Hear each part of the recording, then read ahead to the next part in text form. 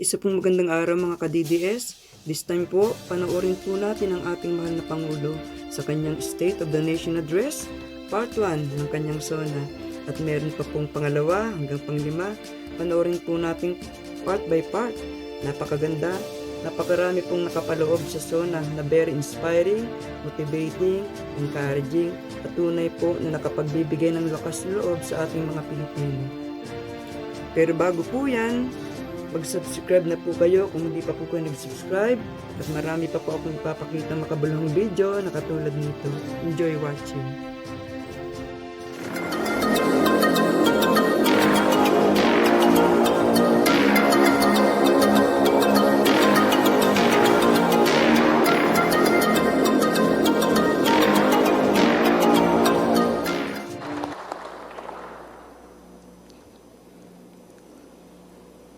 Kindly.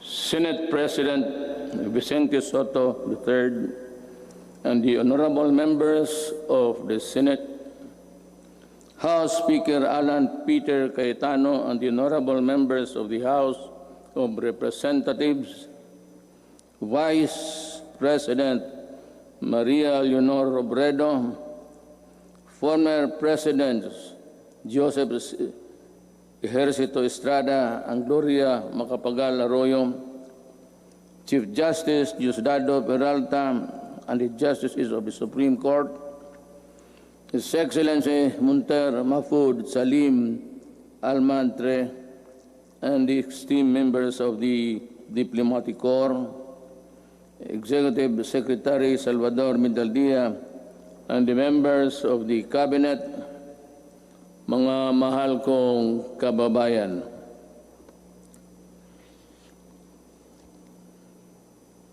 We live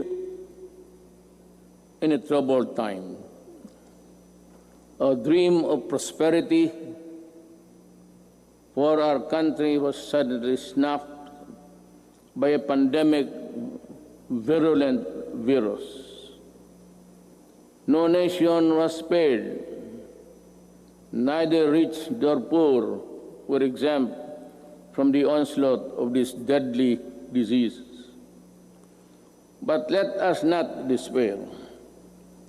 The vaccine is around the corner. Sooner and not later, the virus that gobbled up thousands of lives will itself be laid to rest. In the meantime, let us express the nation's gratitude to those who courageously and willingly put their lives on the line to serve the people and country. We share the griefs of their families, and no amount of tears can compensate their great losses. My countrymen, it is sad that while government focuses its attention resources to battle the coronavirus, there are those who take advantage of a preoccupied government. One of them is Senator Frank Dillon. In an interview, he arrogantly mentioned, among others, that oligarchs need not be rich. Then he linked the anti-dynasty system with oligarchy, and the topic was my daughter and son. This happened after the Committee of Franchise voted 70-11 to deny the grant of franchise to ABS-CBN. Obviously, he was defending the Lopezes, that they are not oligarchs. Great wealth enables economic elites and corporations to influence public policy to their advantage. Media is a powerful tool in the hands of oligarchs like the Lopezes, who use their media outlets in their battles with political figures. I am a casualty of the Lopezes during the 2016 election. The dealers and purveyors of illegal drugs, hiding in the shadow of COVID-19, have stepped up their activities. The amount of shabu valued at millions of pesos seized during police operations speak volumes of the enormity and the weight of the problem that we bear. The corrupt, the grafters, and the influence peddlers also take advantage of their fear and confusion that coronavirus generates the financial and material assistance of government to the unemployed, the sick, and the destitute, running into billions of pesos, are not spared from corruption and ineptitude. Even the donations for well-meaning private persons are schemed before reaching their intended beneficiaries. It is like snatching food from the mouths of the babes. The profiteers, overpricers, and the corrupt felons must be laughing while they stash their dirty monies, but not for long. They cannot outrun the long arm of the law. In these regards, the words of former President Ramon Magsaysay ring fresh and relevant today as the day they were said decades ago.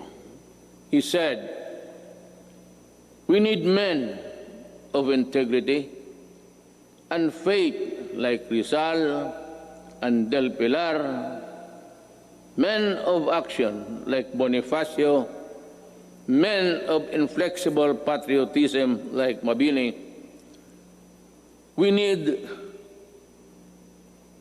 their zeal,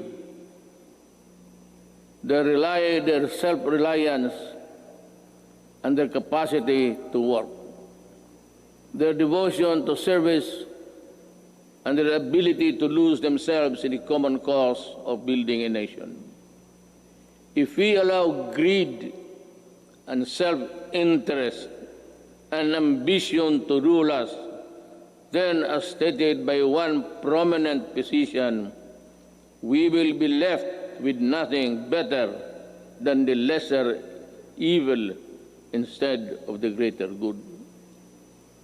In my inaugural address 4 years ago, I said that no leader can succeed at anything of national importance without significance unless he has the cooperation and support of the people he is tasked to lead and sworn to serve. The efforts and resources which we poured out produced the momentum needed to bring our country closer to our goals. Suffice it to say, we made significant strides over time. Over 4.3 million poor families benefited from the Pantawid Pamilya. Over 92.2 million beneficiaries received subsidies under the unconditional cash transfer program. We also made available tertiary education and universal health care. Public utility drivers were given assistance to the Pantawid Pasada program. There are complaints that some drivers did not receive any assistance at all. I have directed the SWD and DILG to look into this. I welcome the passage of the law postponing the barangay and sangguniang kabataan elections. The postponement saved much-needed government funds and ensured the implementation of projects under the current barangay officials. In the hindsight, it also saved us from holding the polls while we dealt and continued to deal with the pandemic. The Malasakit Centers Act has proven to be a great help to our less fortunate citizens needing medical services through one-stop platform in government hospitals. We commend the initiative and work of Senator Bongo in this regard, as well as other significant pieces of legislation as of today. There are 75 Malasakit centers serving Filipinos all over the country. These centers will be of great help in ensuring that our people remain healthy and resilient during these challenging times. The Salary and Standardization Law of 2019 increases the salaries of civilian government workers. I hope that this law will inspire our government workers to perform better and encourage young, brilliant citizens to join public service. I appreciate the law of establishing the National Academy of Sports.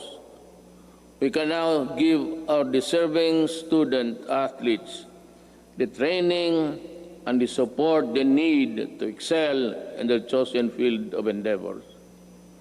With the commitment of key members of Congress, the Executive Department, the FISGOC, or the Philippine Sports Commission, and the Philippine Olympic Committee, we're bound together with one vision to host the 30th Southeast Asian Games. Our athletes prevailed. More than that, we fostered pride, patriotism, genuine sportsmanship, and camaraderie in our South Asian brothers and sisters. Indeed, we won as one. Mga ka-DDS, hope na nasayahan kayo sa part 1 ng SONA ng ating Pangulo. Meron pa pong part 2 hanggang part 5. Sana po nagustuhan ninyo. Kung nagustuhan po ninyo ang video ito, please don't forget to like, share, comments. At kung hindi pa po kayo nag-subscribe, pindot na subscribe button. At marami pa po akong papakita mga makabuluhang video tulad nito. Magandang araw po. Maraming salamat.